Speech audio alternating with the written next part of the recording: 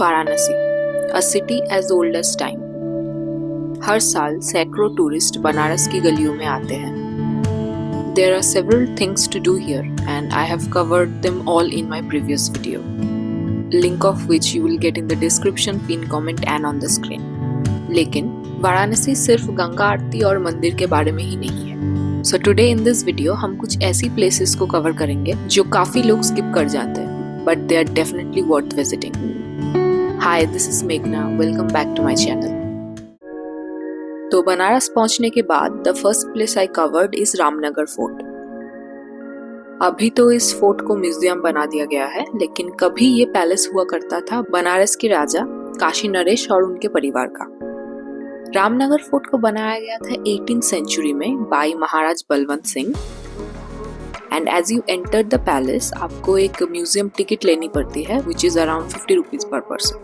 इस फोर्ट का आर्किटेक्चर मुगल और राजपूत स्टाइल्स का एक खूबसूरत मिक्सचर है, जिसमें आपको गॉथिक और इस्लामिक इन्फ्लुएंसेस भी देखने को मिलता है.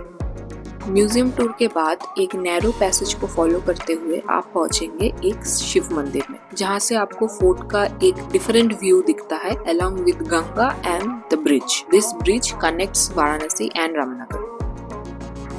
This is the best place to watch the sunset. आप यहाँ पे घंटों बिता सकते हैं.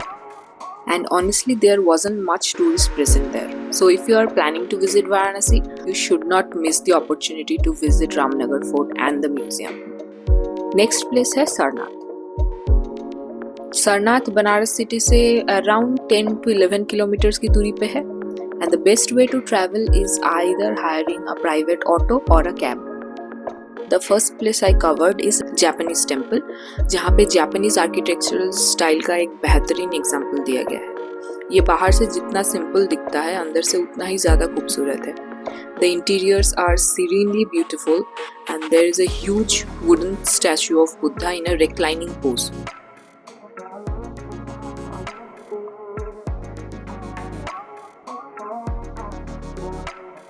अगर आप एक पीसफुल और सीरीन एनवायरनमेंट को एक्सपीरियंस करना चाहते हैं तो ये जगह जरूर देखें. नेक्स्ट इसके बाद एट अ वॉकिंग डिस्टेंस तो पहली स्टॉप है मूलगंधकुटी बिहार. ये एक ब्यूटीफुल बुद्धिस्ट टेम्पल है अगेन, एंड ये सरनाथ मेन चौक के बिल्कुल सामने है.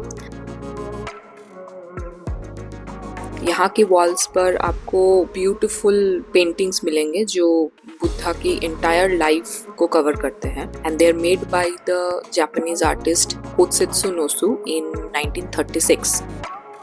This was made by the Mahabodhi society. अंदर एक गोल्डन बुद्धा की स्टैचू भी है, which is placed on a marble platform. If you are visiting Sarnath, don't skip this place. मंदिर के बाहर ही एक बोधि ट्री भी है, जो श्रीलंका के अनुराधापुरा बोधि ट्री का एक पार्ट है. कहा जाता है कि that tree in Sri Lanka actually originated from the particular tree under which Lord Buddha attained his enlightenment in Bodh Gaya. So it is of a spiritual and historical importance. Bodhi tree के पास में एक golden Buddha statue बनाया गया है, which depicts his preaching of first sermon.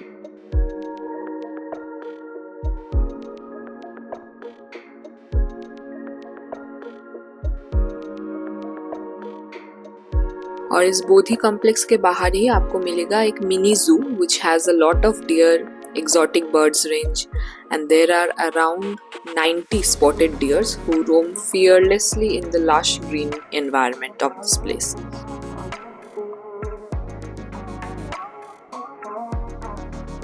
Next हम आते हैं एक बहुत ही इम्पोर्टेंट जगह पे, which is the Dhamek stupa, जो सरनाथ का सबसे इम्पोर्टेंट मॉन्यूमेंट है. ये सम्राट अशोक ने बनाया था and it is 43 meters high and 28 meters wide.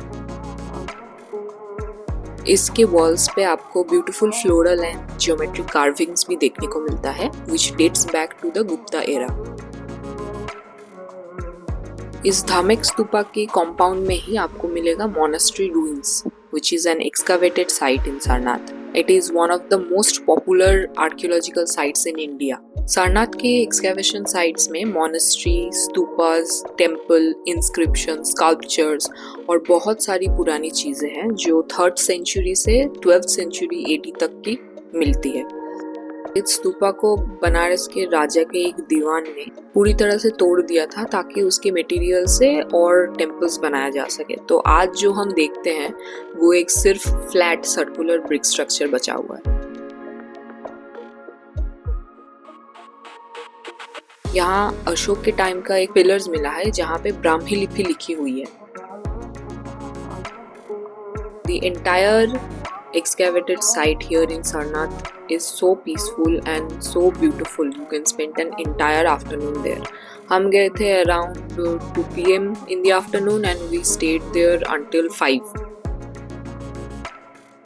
And अगर आप बुद्धिस्ट हिस्ट्री में इंटरेस्टेड हैं और अगर आपको हिस्टोरिकल साइट्स पसंद है तो ये जगह आपके लिए मस्ट विजिट है।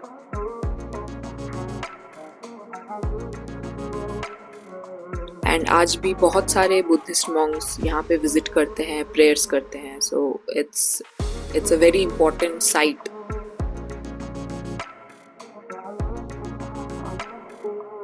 नेक्स्ट हम चलेंगे एक क्विक हाफ डे ट्रिप पर टू प्रयागराज एंड त्रिवेणी संगम। तो सुबह 6 बजे हम पहुंचे वाराणसी जंक्शन पे और हमने वंदे भारत एक्सप्रेस बोर्ड किया था।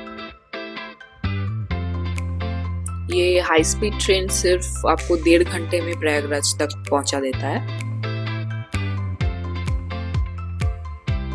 बस 1.5 घंटे का सुपर फास्ट राइड और हम पहुंच गए प्रयागराज जंक्शन और वहां से एक ऑटो लेकर त्रिवेणी संगम पहुंचे जो यहाँ का सबसे इम्पोर्टेंट स्पॉट है बाय द वे। जब हम घाट पर पहुंचे तो एक अलग ही माहौल हमें देखने को मिला। घाट से आपको संगम स्पॉट जाने के लिए एक बोट राइड लेनी पड़ती है।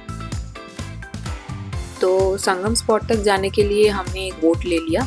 ये बोट राइड बहुत ही एक पीसफुल एक्सपीरियंस होता है, खास करके आप जब विंटर मॉर्निंग्स में जाते हो।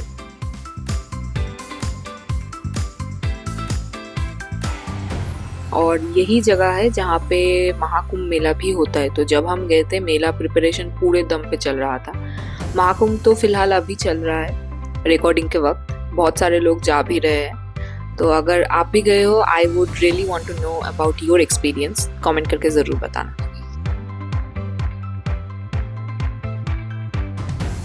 यमुना का पानी डीप ग्रीन दिख रहा था और गंगा का पानी पूरा मडी ब्राउन। दोनों का कलर डिफरेंस क्लियरली दिख रहा था।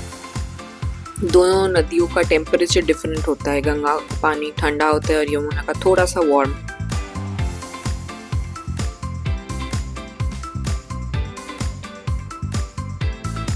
जब हम बीच संगम स्पॉट पर पहुंचे तो बोटमैन ने हमें बताया कि यहाँ पे लोग फ्लावर्स एंड कोकोनट्स और दिया गंगा में बहाते हैं और अपनी मन्नत पूरी करते हैं। और बोट राइड के दौरान आसपास के व्यूज़ भी काफ़ी सुंदर थे। And we went on a winter morning, तो बहुत ज़्यादा फॉगी भी नहीं था एंड बहुत ज़्यादा धूप भी नहीं था। It was a perfect temperature to experience the beauty of a boat ride.